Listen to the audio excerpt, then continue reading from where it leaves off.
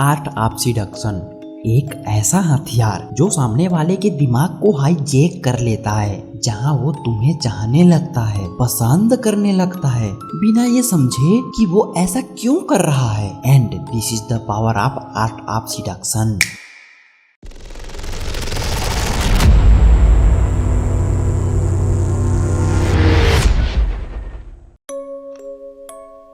ये दुनिया Niccolo Machiavelli के दर्शन से प्रभावित है। वही मैकियावेली जिसने सिखाया कि शक्ति हासिल करने के लिए अच्छाई को कभी कभार पीछे छोड़ना पड़ता है। जब इस कठोर निर्मम दर्शन को इंसानी रिश्तों और कशिश की दुनिया में उतारा जाता है, तब जन्म होता है मैकियावेलियन सिडक्शन का। ये वीडियो कमजोर दिल वालों के लिए नहीं है, ये उनके लिए है जो समझते हैं कि इंसानी मन कमजोरियों, इच्छाओं और डरों का एक समंदर है, और जो इस समंदर में अपनी नाव चलाना जानता है वही मंजिल तक पहुंचता है। तो आज मैं आपको मैकियावेलियन सिडक्शन नियमों को समझाऊंगा, जो इतना शक्तिशाली है कि वो किसी को भी तुम्हारे बारे में सोचने पर मजबूर कर सकता है। ये जानकारी एक दो-धारी तलवार है। इसका इस्तेमाल खुद को मैनिपुलेशन से बचाने के लिए भी किया जा सकता है, और किसी के मन पे कब्जा करने के लिए भी। फैसला तुम्हारा होगा और अंजाम भी। हमारे समाज ने हमें सिखाया है कि एक मर्द को शिकारी होना चाहिए, अग्रेसिवली पीछा करना, अपनी ताकत, अपना पैसा, अपनी सफलता का प्रदर्शन करना। ये एक आम आदमी का तरीका है। एक मैकियावेलियन इसके बिल्कुल उलट करेगा। वो शिकारी की तरह दहाड़ता नहीं, वो एक भेड़ की तरह शांत रहता है और अपने शिकार को अपनी तरफ आने देता है। इसका मतलब है कि जब तुम किसी को पसंद करते हो, खासकर एक हाई वैल्यू फीमेल को जिस पर हर कोई ट्राई कर रहा है, तो तुम उस भीड़ का हिस्सा नहीं बनते, तुम अलग खड़े रहते हो। तुम उसकी जिंदगी में एक लिसनर, एक राजदार, एक शांत समंदर की तरह प्रवेश करते हो। जब बाकी सब लोग अपने बारे में बात कर रहे होते हैं, तुम उसके बारे में सवाल पूछते हो। तुम उसके सपनों, उसके डरों, उसकी अधूरी ख्वाहिशों, उसके बचपन के जख्मों के बारे में जानने की कोशिश करते हो। रिलेट कर पा रहे हो? तुम इंटेलिजेंस गैदर कर रहे हो। तुम उसके मन का नक्शा तैयार कर रहे हो। तुम उसे ये एहसास दिलाते हो कि तुम उसमें सिर्फ एक शारीरिक रूप से नहीं, बल्कि एक इंसान के रूप में इंटरेस्टेड हो। तुम उसे वो देते हो जो उसे सबसे ज्यादा चाहिए, असली ध्यान, अटेंशन। वो अनजाने में ही तुम्हारे सामने अपनी कमजोरियों की किताब खोलने लगती है, जबकि बाकी सब शिकारी बने हुए हैं। तुम एक दोस्त, एक हमदर्द बन जाते हो। लेकिन ये सिर्फ एक मुखौटा है। असली खेल तो अब शुरू होगा, क्योंकि अब तुम्हारे पास वो सारी जानकारी है जिसकी तुम्हें जरूरत है। इंसानी मन स्थिरता यानी स्टेबिलिटी से बोर हो जाता है। उसे इमोशनल रोल कोस्टर पसंद है, भले ही वो इसे माने या ना माने। एक मैकियावेलियन सिड्यूसर इस सच्चाई का फायदा उठाता है। वो कभी भी पूरी तरह से मीठा या पूरी तरह से बुरा नहीं बनता। वो दोनों का एक नशीला मिश्रण होता है। इसे कहते हैं इंटरमिटेंट रीइंफोर्समेंट। पहले तुम उसे जन्नत दिखाते हो, तुम उसे इतना प्यार, इतनी तारीफ, इतनी वैलिडेशन देते हो जितना उसे कभी किसी ने नहीं दिया। तुम उसके लिए हमेशा अवेलेबल रहते हो। वो तुम्हारे प्रेजेंस में खुद को दुनिया की सबसे खास इंसान महसूस करने लगती है। उसका दिमाग तुम्हारे इस गर्माहट का आदी हो जाता है, और फिर अचानक बिना किसी वार्निंग के तुम सब कुछ वापस खींच लेते हो। तुम जहन्नुम के दरवाजे खोल देते हो। तुम दूर हो जाते हो, ठंडा व्यवहार करते हो, उसके मैसेजेस का देर से जवाब देते हो, बिना बताए गायब हो जाते हो। इससे उसके दिमाग में एक तूफान खड़ा हो जाता है। क्या मैंने कुछ गलत किया? वो बदल क्यों गया? क्या वो अब मुझे पसंद नहीं करता? वो अब जन्नत वाली फीलिंग को वापस पाने के लिए तड़पने लगती है। वो तुम्हारा ध्यान वापस जीतने के लिए मेहनत करने लगती है, और जब तुम उसे थोड़ा सा ध्यान वापस देते हो तो उसे एक नशे जैसा महसूस होता है। तुमने उसे अपने अप्रूवल का गुलाम बना लिया है। ये प्लेजर और पेन का एक अनंत लूप है, जिससे निकलना बिल्कुल नामुमकिन हो जाता है। तुम उसके लिए एक अनुमान लगाने वाली पहेली नहीं, बल्कि एक सुलझा ना पाने वाला रहस्य बन जाते हो।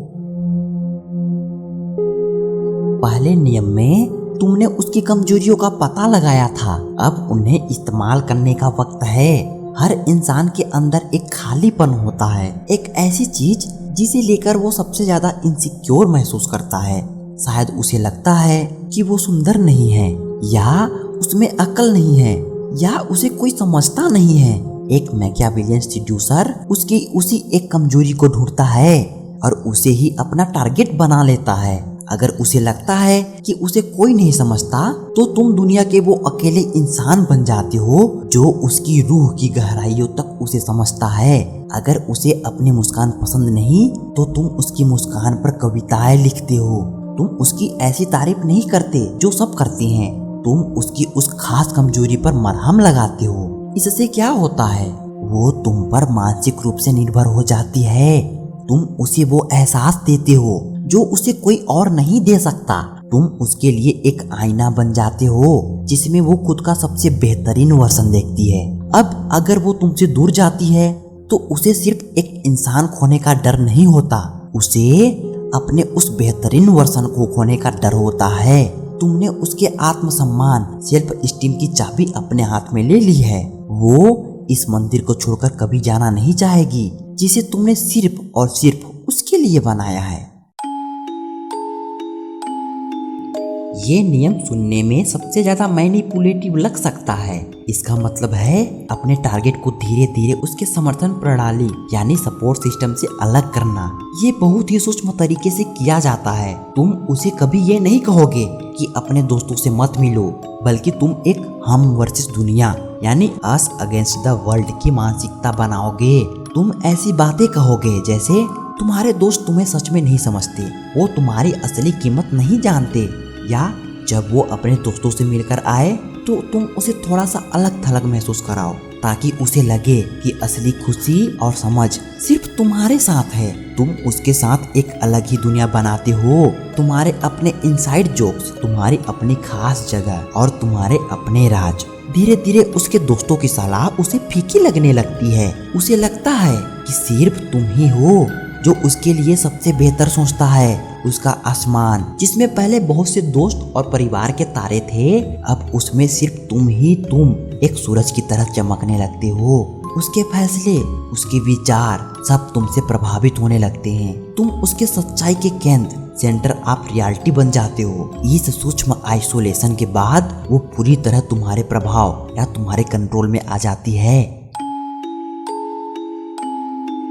यह इस खेल का अंतिम चरण है, चेकमेट। इस मुकाम पर अट्रैक्शन और प्यार जैसे शब्द पीछे छूट जाते हैं। तुम अब उसके लिए सिर्फ एक पसंद या चाहत नहीं हो, तुम उसकी आदत बन चुके हो। एक ऐसी आदत जिसके बिना उसे अपनी जिंदगी खाली और बेमानी लगने लगती है। सुबह उठकर तुम्हारा मैसेज देखना, दिन भर तुमसे बात करना, रात को तुम्हारी आवाज सुनकर सोना, ये सब उसके सबकॉन्शियस माइंड का हिस्सा बन चुका है। तुमने उसकी जिंदगी के हर पहलू में खुद को इस तरह से बुन दिया है कि अब अगर तुम निकलो तो उसकी जिंदगी का पूरा ढांचा ही बिखर जाएगा। इस स्टेज पर सिडक्शन का असली ट्रिगर खुशी नहीं, बल्कि खोने का डर होता है। वो तुम्हारे साथ इसलिए नहीं है कि उसे हमेशा खुशी मिलती है। नियम 2 याद है ना? वो तुम्हारे साथ इसलिए है क्योंकि वो उस अनजाने दर्द से डरती है जो तुम्हारे जाने के बाद होगा। उसका दिमाग तुम्हारी अनुपस्थिति, अब्सेंस की कल्पना से ही घबरा जाता है। जब किसी को तुम्हारी मौजूदगी की खुशी से ज्यादा तुम्हारी अनुपस्थिति का डर महसूस होने लगे, तो समझ लो कि मैकियावेलियन सिडक्शन पूरा हो चुका है। वो अब एक आजाद पंछी नहीं है, वो एक खूबसूरत पिंजरे में कैद है जिसका दरवाजा उसने खुद अपनी मर्जी से बंद किया है। जब तुम किसी के मन से खेलते हो तो अक्सर उस खेल में तुम्हारा अपना मन भी दांव पर लगा होता है। इस पूरे प्रोसेस में अगर तुमने थोड़ा सा भी अपने इमोशंस को बाहर आने दिया, तो फिर तुम खुद उस लड़की से इतने अटैच हो जाओगे कि वो लड़की तुम्हारा इस्तेमाल करने लगेगी और तुम बेबस हो जाओगे। तुम उस लड़की के वैलिडेशन के भूखे हो जाओगे। अगर उसने तुम्हें ठीक से ट्रीट नहीं किया, ठीक से रिस्पॉन्स नहीं किया, तो फिर तुम्हें हर्ट होगा। अब ऐसा ना हो, इसलिए तुम्हें अटैचमेंट से बचने के लिए ये वीडियो देखना बहुत ज्यादा जरूरी है, वरना बाद में पछताओगे। बाकी मर्जी तुम्हारी है।